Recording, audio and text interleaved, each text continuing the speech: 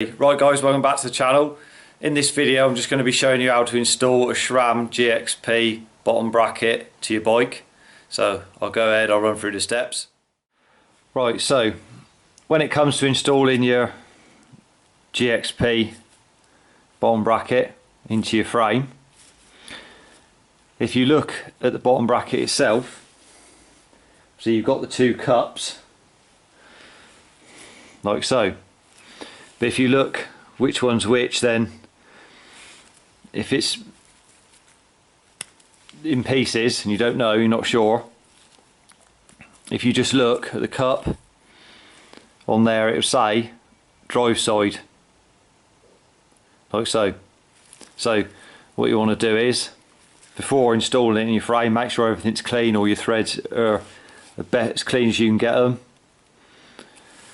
and make sure that you grease the threads in the frame. So get grease, put a liberal amount of grease on there, because you do not want to get these stuck in the frame. So at a later date, make sure you got the grease on there, and that way it will ensure that it doesn't get stuck. Grease your threads as well, just put a smear around there, and it pays just to put a smear around the inside there like so, just so as when you put, if the centre bit's not connected to it, you see there's rubber seal on there, helps keep the water or anything out. So you can put some grease around that, and it says on there, you can see drive side, so therefore you put that in there like so. And then when you're ready to install it, make sure it's greased up, ready to install it. So you just put it in, and it's anti-clockwise to do it up on the drive side. So make sure that it's started clean and it goes in nice and easy like so. Just keep threading it in. You may be able to get it all the way in by hand, you may not. It might go in halfway and then it'll be a bit tighter, but depends. Just carry on tightening it up till it stops like so. And then you talk, it's 25 to 30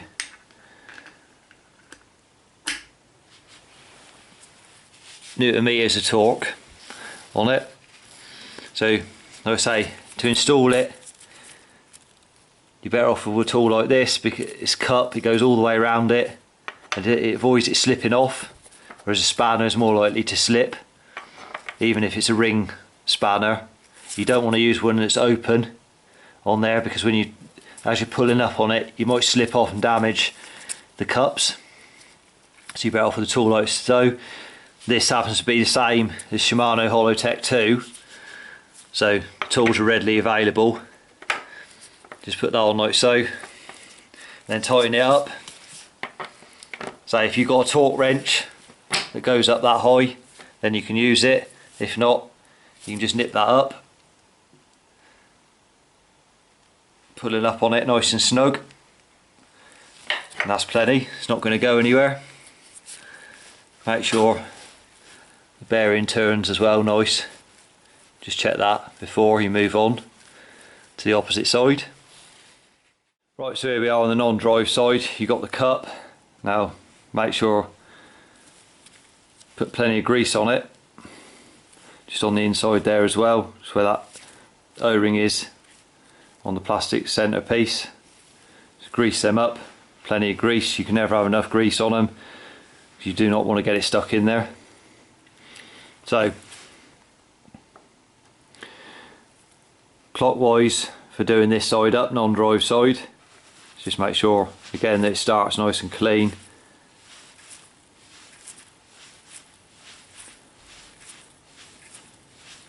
You haven't cross-threaded it, so just keep that going all the way again until it hits the stop, and then snug it up with your tool and the bar. So just get that snugged down. Once you got it in a fair way, you can use the tool on it, it's not a problem.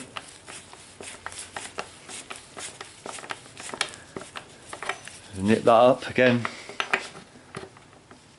using the bar.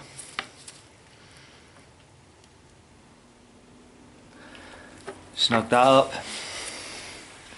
So this is on a road bike, if you haven't already noticed that.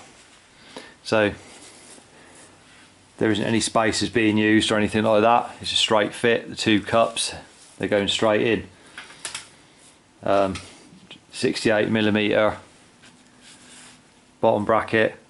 So there's no spacers needed on this particular bike. I'm not saying you don't need any on yours. It's just this doesn't require any. So once you've done that, if you've got the washer in the end here, is removable on the non-drive side. Make sure you've got some grease behind that, and that washer goes on like so. When you're putting the cranks through, you might just knock that and it falls off, so make sure that you've got it there and you haven't forgot to put it on. So just make sure it's there, so you remind yourself that it should be there, and if you knock it off, just don't forget to put it back up there and then put it over the spindle of the cranks. So just like so, and ready to refit the cranks themselves.